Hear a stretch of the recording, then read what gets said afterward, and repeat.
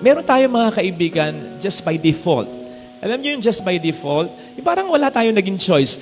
Yan, kahit di mo kakilala, na-accept mo, friends na kayo, co-parent mo, kaklase mo, katrabaho mo, ka-bike mo, ka-motor mo, ka-interest mo, yung mga ganon. Tapos na-stuck na, kaibigan mo na. At nakapaglalaan ka na talaga ng panahon kahit paano para sa kanila. Kahit mga acquaintances lang ang inyong mga pagkikita, kahit mga mababaw o superficial lang ang relasyon ninyo sa isa't isa. Parang ganon.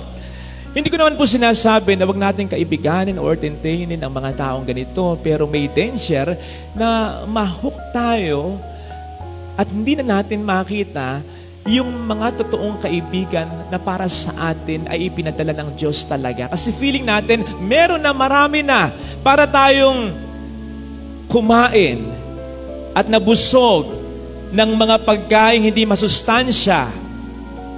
Pero para sa pagkain nakalulusog, wala na tayong gana. Kasi nga parang full na. Mahirap din yun, di ba?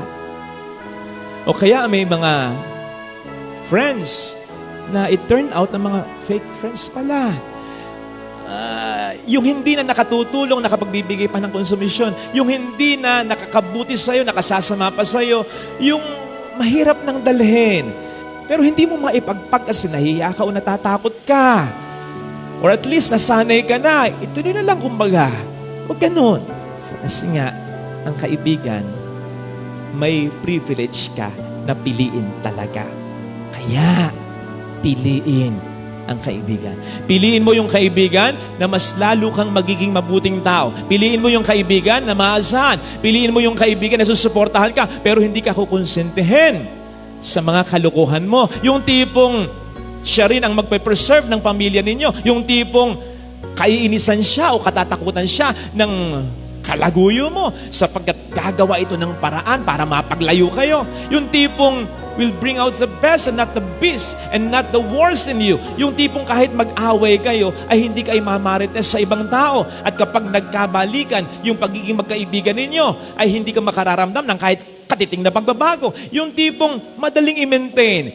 Yung cool lang. Yung hindi mabigat, mahirap dalhin. Yung tipong pahalagahan ka. Hindi dahil kailangan ka, kundi kailangan ka kasi para sa Kanya, mahalaga ka. Yun yung hanapin natin. Yun yung pahalagahan natin. Saan tayo makakakita ng mga kaibigan ganyan? Sa salamin. Saan tayo maghahanap? Hindi ako nagbibiro. Sa salamin. Sa salamin muna tayo tumingin. Hindi, mirror, mirror on the wall. Sino ang kaibigan, best friend ko doon? Hindi ganon.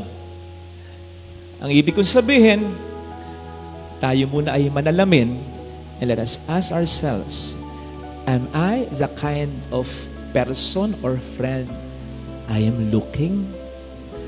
Kung ako ba ay makikipagkaibigan, ito ba ang tipo na gugustuhin kong kaibigan? Kasi alam po ninyo, sabi sa psychology, people tend to attract people similar to them. Kaya nga mayroong kasabihan, birds of the same feather flock together. So, magpakabuting tao ka muna, magpakabuting kaibigan ka, at yung mga mabubuti at tapat na kaibigan, they'll find you. God will ordain these people para mahanap ka at maging kaibigan mo. Isipin po ninyo, kung mataas ang values mo, yung dignity mo, yung integrity mo, magiging madali ba sa iyong makibagay sa mga taong very base ang pag-uugali, yung sinabi ko kanina, mga example, yung basta, hindi, mahihirapan ka. At mahihirapan din naman silang makarelate sa iyo. Mahihirapan talaga kayong dalawa na bumuo ng isang solid na friendship para sa isa't isa. Kasi magkaibang magkaiba. Ikaw o siya ang kusang lalayo na. Makatutulong yon. Makatutulong yon upang hindi ka matrap sa isang bawal at maling relasyon. Tingnan po ninyo ang Panginoon. Ang Panginoon, abay siya'y para sa lahat. Walang masamang tinapay para sa Kanya. At hindi naman talaga very particular sa pagpili eh. Lahat welcome sa kanya. Pero kusang umaalis yung hindi sa kanya makatiis. Hindi dahil something is wrong with him, because something is wrong with them. Kasi mabuti at tapat talaga siya eh. Kaya lumulutang at nananatili kung sino yung mga taong mabait at tapat din talaga sa kanya. So, ang unang hakbang sa pagpili ng kaibigan, tapat at tunay na mabuting kaibigan, dapat sa sarili sinisimulan. Merong kasabihan sa Ingles, natatagalugin ko na lang, sabihin mo sa akin ang mga kaibigan mo at sasabihin ko sa iyo ang pagkatao mo. Pwede nating baligtarin ito as to say, titingnan ko ang pagkatao mo at magigage ko na kung sino ang magiging mga kaibigan mo.